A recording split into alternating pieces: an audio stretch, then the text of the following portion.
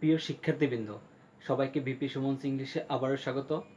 আজকে তোমাদের সামনে যে টপিক নিয়ে কথা বলবো সেটা হচ্ছে রাইট ফর্মস অফ ভার্ব। আমরা ধারাবাহিকভাবে রাইট ফর্মস অফ ভার্ব নিয়ে কথা বলছি। আমরা গত ক্লাসে একটি রুলস দেখার চেষ্টা করেছি, খুবই ইম্পর্টেন্ট রুলস ছিল সেটা। আজকে আমরা আরও 4টি রুলস দেখার চেষ্টা করব। এই 4টি রুলসও খুব বেশি ইম্পর্টেন্ট। আমরা বলেছি যে মাত্র 12টি রুলসের মাধ্যমে সম্পূর্ণ রাইট ফর্মস অফ ভার্বস আমরা আমাদের নখদর্পণে নিয়ে আসার চেষ্টা করব।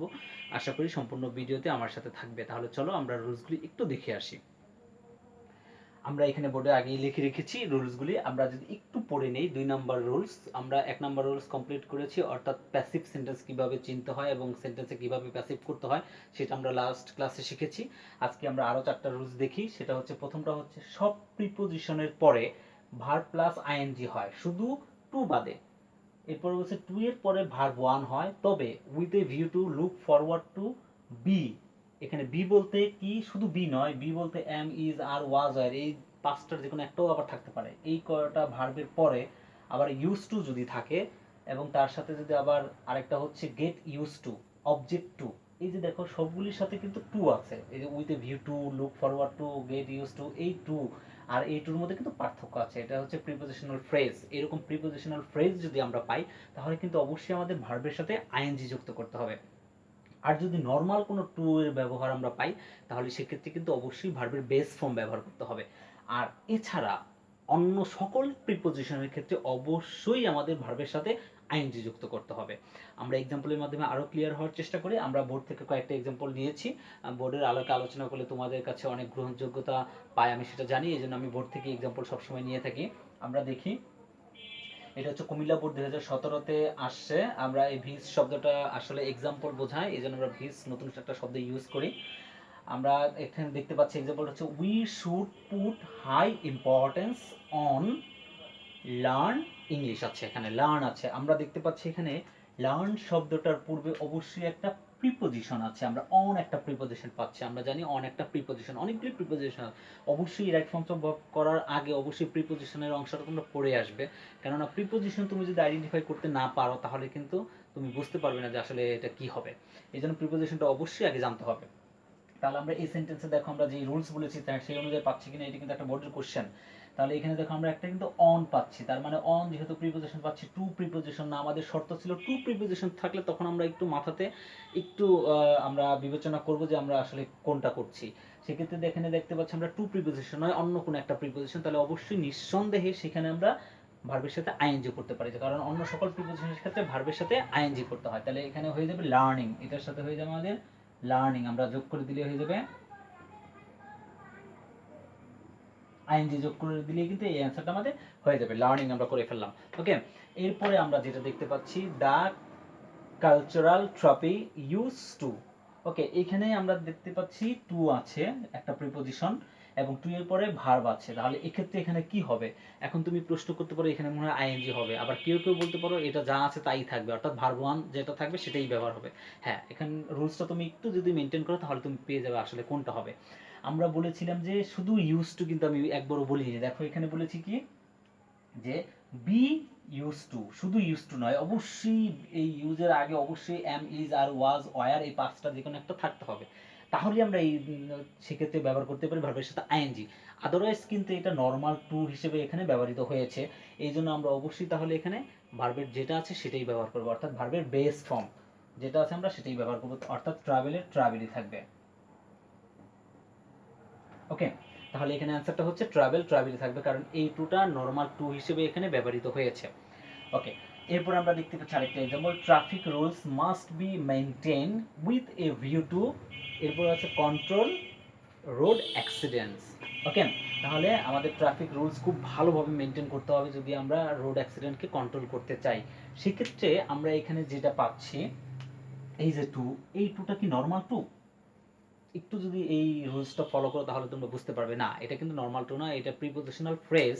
প্রিপোজিশনাল ফ্রেজের মধ্যে আমরা জানি যে with a view to, look forward to, be use to, get use to, object to, এই ফ্রেজগুলি যদি পাই এরপরে আমরা অবশ্যই ভার্ব যদি পাই তাহলে সেটাকে অবশ্যই আমাদের আইএনজি যুক্ত করতে হবে ভার্বে। তাহলে আমরা এই ক্ষেত্রে এখানে কন্ট্রোলিং করব, কন্ট্রোলিং ডাবল এল হয়ে যাবে, কারণ সিবিসি পাচ্ছি আমরা।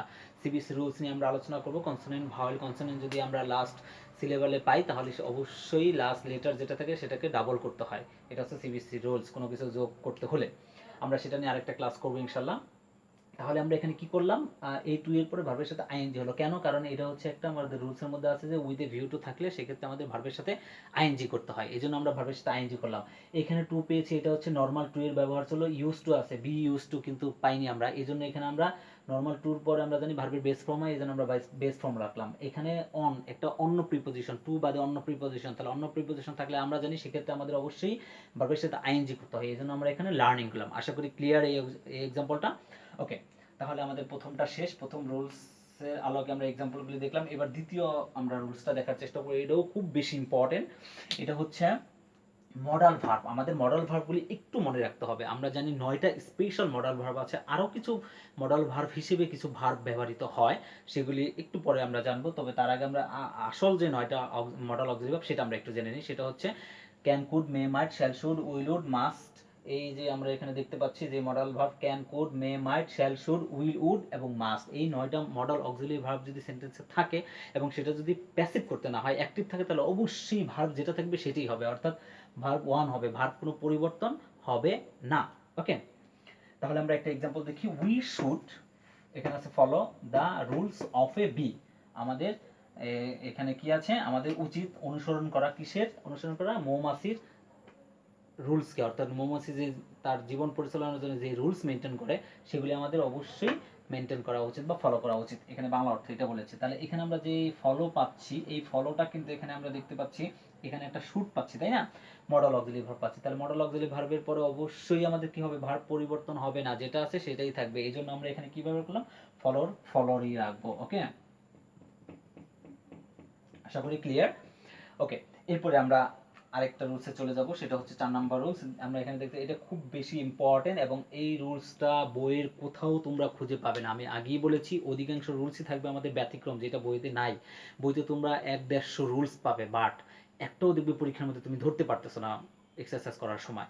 বাট আমি যেই রুলসগুলি দেখাচ্ছি, এই রুলসগুলি যদি তুমি মাথার মধ্যে একদম গেঁথে ফেলতে পারো, মাত্র 10 থেকে 12টা রুলস দেখাবো, আশা করি এই 10 থেকে 12টা রুলসের মাধ্যমে সকল রাইট ফর্মস অফ ভার্ব তুমি ক্লিয়ার করতে পারবে। কিন্তু অবশ্যই শর্ত হচ্ছে তুমি রুলসগুলি খুব ভালো করে মাথার মধ্যে আগে সেট আপ করতে হবে। তাহলে আমরা দেখি এখানে রুলসটা কি আছে। ফার্স্ট সেন্টেন্সে কোনো টেন্সের উল্লেখ না থাকলে, অর্থাৎ প্রথমে যে সেন্টেন্সটা থাকবে, একটা প্যাসেজ আকারে যে সেন্টেন্স থাকে আমাদের, সেখানে যদি প্রথম সেন্টেন্সটার মধ্যে কোনো টেন্সেরই উল্লেখ নেই, কি কোন টেন্সে হবে সেটা কোনো উল্লেখ নেই, কীভাবে উল্লেখ নেই আমরা একটা এক্সাম্পলের মাধ্যমে দেখতে পারবো।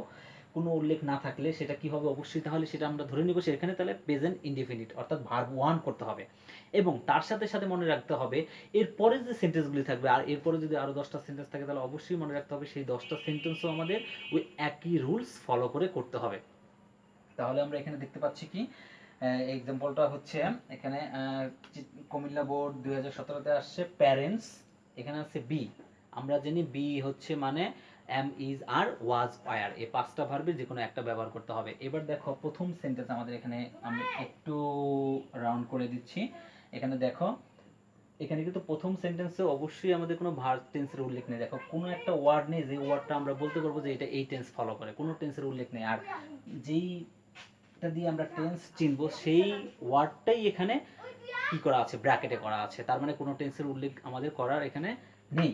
এই জন্য আমরা ধরে নিয়েছি যে প্রথম সেন্টেন্সে যদি কোনো টেন্সের উল্লেখ না থাকে তাহলে অবশ্যই আমরা মনে রাখবো সেই সেন্টেন্সটা অবশ্যই ভার্ব ওয়ান করতে হবে, অর্থাৎ প্রেজেন্ট ফর্ম করতে হবে। তাহলে এখানে আমরা প্রেজেন্ট করলে কি পাবো, প্যারেন্টস প্লুরাল, তাহলে অবশ্যই আমাদের এখানে ব্যবহার করতে হবে আর।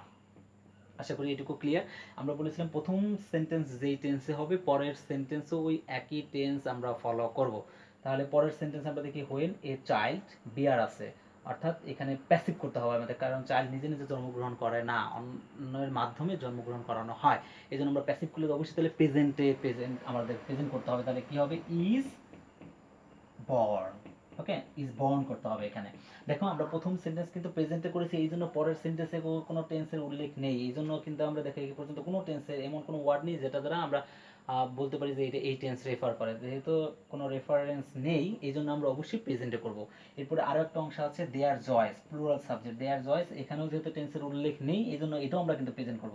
তাহলে দেখুন এটা কিন্তু আমার পরিবর্তন করতে হচ্ছে না, কারণ এই যে এখানে প্লুরাল পাচ্ছে জয়েস, তাহলে এখানে নোই থাকবে, অর্থাৎ নো, নোই থাকবে। আশা করি ক্লিয়ার এই বিষয়টা। ওকে, এরপরে আমরা আরও একটা এক্সাম্পল দেখবো, সেটা রুলস দেখবো, সেটা হচ্ছে এটা অনেক পরিচিত তোমাদের কাছে। Once, one upon a time, yesterday, ago, long since, last day, অথবা থাকতে পারে লাস্ট নাইট, লাস্ট মর্নিং, এরকম যেটাই থাকুক না কেন, অর্থাৎ লাস্ট দিয়ে কোনো কিছু থাকলে, বিফোর থাকলে, এরপর হচ্ছে দ্য প্রিভিয়াস ডে অথবা দ্য প্রিভিয়াস ইয়ার, এরকমও থাকতে পারে। তারপর হচ্ছে অ্যানি ইয়ার, অর্থাৎ যে কোনো সাল, যদি পিছনের কোনো সাল বোঝানো হয়, তাহলে সেক্ষেত্রে এই ওয়ার্ডগুলি যদি সেন্টেন্সে থাকে তাহলে অবশ্যই মনে রাখতে হবে সেই সেন্টেন্সটা আমাদের ভার্ব টু করতে হবে, অর্থাৎ পাস্ট করতে হবে, এবং তার সাথে সাথে মনে রাখতে হবে পরে সবগুলি আমাদের পাস্ট হতে পারে, ততক্ষণ পর্যন্ত পাস্ট করতে হবে বা ততক্ষণ পর্যন্ত ওই টেন্সই ফলো করতে হবে যতক্ষণ পর্যন্ত না আমরা অন্য কোনো টেন্সের রেফারেন্স বা উল্লেখ পাই, ততক্ষণ পর্যন্ত আমাদের ওই একই টেন্স ফলো করতে হবে। তাহলে আমরা এখানে দেখতে পাচ্ছি once there live a king, তাহলে এই লিভ থেকে কি হয়ে যাবে, আমাদের অবশ্যই লিফট করতে হবে, যে ওয়ান্স শব্দটা আমরা পেয়েছি, তাহলে এখানে হয়ে যাবে লিফট। ওকে, এটা ছিল আজকের আলোচনা। আমরা আশা করি এই আলোচনা তোমাদের কাছে খুব বেশি উপকারে আসবে। আশা করি এই রুলসগুলি তোমরা অবশ্যই খাতায় লিখে এক্সারসাইজ করবে এবং প্র্যাকটিস করবে, এবং তার সাথে সাথে বই থেকে, বইয়ের আলোকে তোমরা করার চেষ্টা করবে, তাহলে আশা করি খুব সহজে এটা বুঝতে পারবে। পরবর্তী ভিডিও নিয়ে খুব সহজে তোমাদের কাছে চলে আসবে এবং অল্প সময়ের মধ্যে চলে আসবে। সে পর্যন্ত আশা করি সবাই ভালো থাকবে, সুস্থ থাকবে। আল্লাহ হাফেজ।